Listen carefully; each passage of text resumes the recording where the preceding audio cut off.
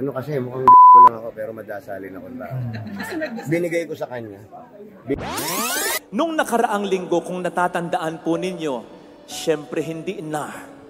Sa Ebanghelyo ay sinugo ni Kristo ang kanyang mga apostol upang magmisyon sa mundo. Now, being a master strategist, alam ni Jesus ang isa sa pinakapupwedeng maging hadlang upang ang misyon na yan ay kanilang magampanan. At yan ay kapag meron na silang matinding takot na naramdaman. Lalo pat sasabihin ng Panginoon sa kanila, no servant is greater than his master. Which means, kung ako inusig, uusigin din nila kayo kasi kayo'y mga disipulo ko. Sinong hindi matatakot yan? Alam natin ang nagagawa ng takot. It can paralyze. I mean, kapag takot na takot ka, talagang nahihinto ka. Nawawalan ka ng gana, nawawalan ka ng pag-asa. Hindi ka makagalaw. Gumalaw ka man, wala sa ayos. Kung kinakailangan mo mag-speech o magsalita, pero todo ang iyong kaba, pautal ka. Kung best player ka man sa isang team, shooter ka man, pag dinadaga ka, magmimintis ka. Kapag nagdadrive ka, nagsasanay ka pa lang at masyado ang iyong kaba, chances are, maaksidente ka. Yun ang pinsala na naggagawa ng kaba. Oh, bakit ba meron pang kaba? Maliwanag ang sasabihin sa atin ni St. Paul sa kanyang second letter to Timothy 1 verse 7. Ang maliwanag na sinasabi doon ni St. Paul ay ganito, hindi tayo binigyan ng Diyos ng espiritu ng takot. Kung hindi tayo binigyan ng Diyos ng espiritu ng takot, alam na this, sino ang nagbigay sa atin ng takot? Ang kalaban, ang kabaliktaran, ang demonyo. At bakit? Kasi gusto ng demonyo na hindi natin magawa yung misyon na ipinapagawa sa atin ng Panginoon. Magawa man natin, hindi 100%, kasi kinakabahan tayo. Ako lang, nung ma-assign ako una dito, kinabahan talaga ako. Sinong hindi kakabahan? Wala kang pagsisimulan, walang simbahan, walang kumbento.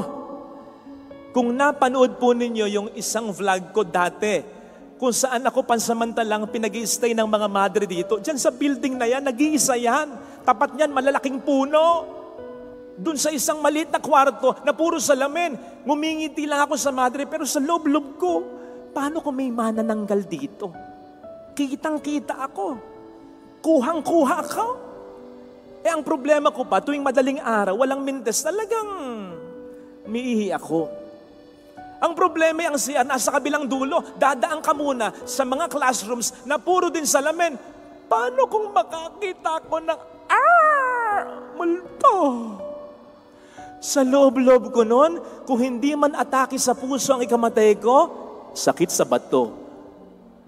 Talagang iimpiting ko ang ihi ko. Huwebes noon, nung simulang mapunta ako dito, ang kaba ko. Yung unang gabi yun, di talaga ako makakatulog kung ano-anong naiisip ko. At minsan naisip ko rin yung suggestion ng ilang pari sa akin dahil nalalaman nila yung sitwasyon ko. Bakit hindi ka makiusap kay Bishop? Tutal naman, meron kaming alam, nakiusap, pinagbigyan, nalipat. Sa loob-loob ko naman, bakit ako tatanggi? Unang assignment ko as parish priest ito. Kaya't ang ginawa ko, pinaglabanan ko ang kaba ko, nagdasal ako. At sa lahat ng mga dasal ko, isang common denominator ay ganito, Lord, alam ko hindi si Bishop ang nag-assign sa akin dito, kundi ikaw. Ikaw ang may gusto na ako ang ma-assign dito. Kaya hindi ako makikiusap kay Bishop, kundi sa'yo. Pero hindi ako makikiusap na ilipat mo ko. Ang ipapakiusap ko sa iyo, tulungan mo ko. Huwebes, Biyernes, Sabado, unang misa ko, Valentine's Day, tigib na tigib ng pag-ibig at pasasalamat ang puso ko. Dami kayang nagsimba. Dami. Sabi ko, tingnan ko sa susunod na linggo kung ganito pa rin. Madami pa rin. Kaya yung isang misa, naging 2. Yung 2, ginawa nating 3. Eventually, yung 3, ginawa nating 4. Yung 4, ginawa nating 5. Yung 5, ngayon 6 na. Parang kulang pa rin. Ayoko na.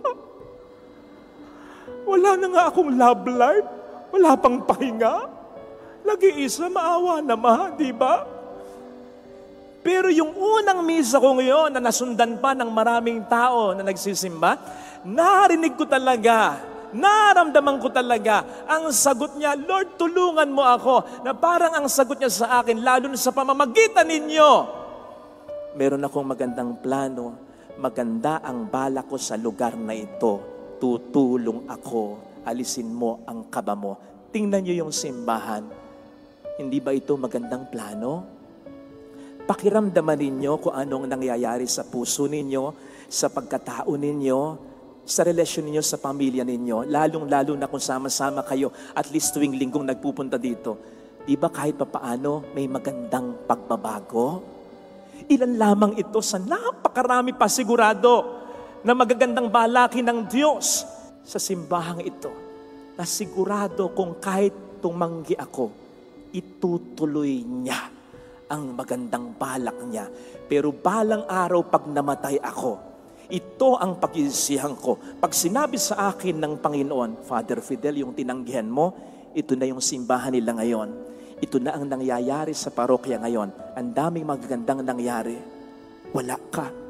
Dapat nandiyan ka. Pero tumanggi ka. Sigurado ko, magsisisi ako. Kapatid, hindi ba't masakit yon na pagharap natin sa Panginoon, sasabihin niya sa iyo, ito yung bala ko sa buhay mo eh. Magandang balak ko. Bakit kita bubuhayin nang wala ako magandang balak? Itong gusto kong mangyari sa pamilya mo, kahit naghihirap ka noon, may balak ako. Malalampasan mo yun. Gusto ko magkaroon ka ng impact sa buhay ng iba. Makapagbuo ng isang masaya, simpleng pamilya. Makatulong ka sa iyong dating pamilya. Gusto ko maging fulfilled ka. Ang dami kong magandang balak sa iyo. Ito yun. Sinayang mo dahil natakot kang magtaya, natakot kang lumaban, natakot kang magtiyaga, natakot kang magsikap, natakot kang sumampalataya, natakot kang maging expressive, maging social, natakot kang magpatawad, natakot kang ibigay mo ang best mo, natakot kang magpakabuting tao, natakot ka, tinamad ka, nawalan ka ng pag-asa, na ibigay mo sa akin ang sarili mo. Sinisigurado ko po sa inyo, saan man tayo mapunta sa kabilang buhay, yun ang parang patikim ng parang impyerno. O di ba't ang langit, nandun yung pangalan mo eh. Ang sabi ng Panginoon, maraming silid sa kalangitan. Bawat isang silid doon, we are destined to reach heaven. Nandun yung pangalan ko. Kung ako'y mapupunta ng impyerno, yun ang pag-iisihan ko. Nandun yung pangalan ko. Walang nag-o-occupy. Ako ang mag-o-occupy doon. Pero nasa impyerno ako, yun ang impyerno ko. Kasi siguradong magsisisi tayo.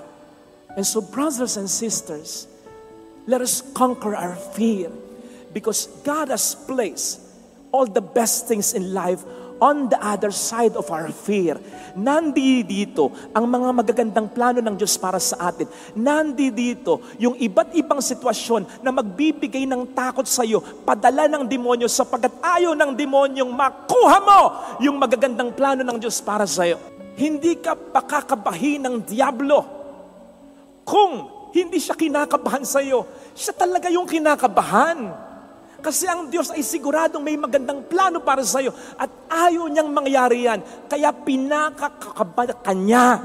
At kapag kinakabahan ka naman, nawawalan ka ng gana dahil sa dami ng mga problema, ang buhay mo parang ganyan na lang talaga. Hindi ka na nangangarap. Nawawala na yung kaba ng demonyo kasi kinakabahan ka na sa loob-loob ng demonyo. Hanggang dyan na lang siya. Kabado na eh. Wala ang pag-asa. Nakita ninyo? Ang gawin natin, baliktarin mo. Alisin mo, paglabanan mo yung kaba mo upang simulan namang kabahan ang diablo. Sa papaanong paraan, panoorin nyo ito. Ano kasi, mukhang lang ako pero madasalin ako tao. Binigay ko sa kanya. Lord, ikaw bahala rito. Kung ano yung makakaramit na makakatulong ka. Kung saan yung makakarami at makakaganda, alam kong yun ang ibibigay mo. Pero after that, nung nangyayari, nasa kalagitnaan pa lang, may 3 show na akong dumating. Oo nga. So, ibig sabihin, parang sinasabi, hindi lang ikaw, pati yung Dabard God, huwag na kayong kabahan. Nandito lang ako sa tabi. So, hindi ako nag-worry. Ako, ang sandata ko ngayon, kahit anong, pray lang. Basta kasama mo siya, hindi ka matatakot. Number 1. Kaya nga si Father Fidel, kaibigan ko. So, marami tayong natututunan dyan. Pasensya na kasi hindi talaga maganda yung audio ng interview. Ang nangyari dyan ay ganito. Di ba? Nangyari sa Itbulaga. Sabi nga, hindi naman mayaman si Jose. Hindi naman siya katulad ng TVJ. Nawalan siya ng trabaho. Siyempre nag-aalala siya. Pero sabi niya, konti lang yung pag-aalala. Sabi niya, isinuko ko lahat sa Diyos. Bahala na siya kung ano yung mas ikagaganda. Sige, yun ang sandata ko. Hindi ako natatakot dahil sa Kanya. Ganon ang tamang paglaban sa takot.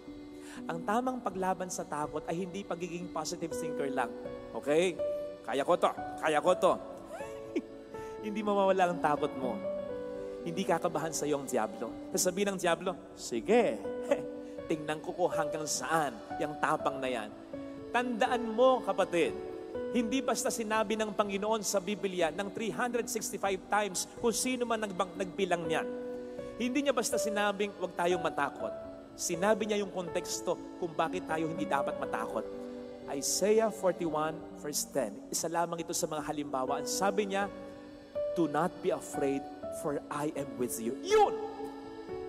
Yun ang paraan para labanan ang takot.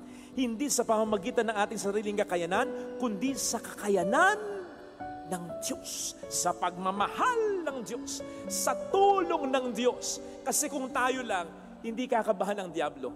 Pero sa oras na magdasal ka ng magdasal, magsimba ka ng magsimba, lumuhod ka at nagmakaawa ka sa Diyos, Panginoon, tulungan mo ako. Doon na nagsisimulang kabahan ng Diablo kung may puso man ito. Alumpihit siya para siyang ginigisa sa sarili niyang mga apoy. Bakit? Alam niya, pagluhod mo, pagtayo mo, hindi ka na nag-iisa sa laban. Kasama mo na si Kristo.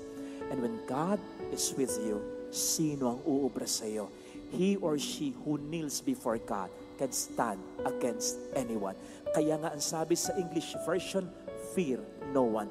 Wala ka dapat katakutan sapagkat ikaw ay kanyang sasamahan. May isang bata, age 5, na alimpungatan kasi naihi in the middle of the night. Sabi sa kanyang ama, Pa, gising. Bakit? Samahan mo ako umihi. Kasi yung toilet, nasa labas ng tinutulugan nilang mag-ama. Anak, ikaw na lang, sobra pagod ko eh. Pa, takot ako.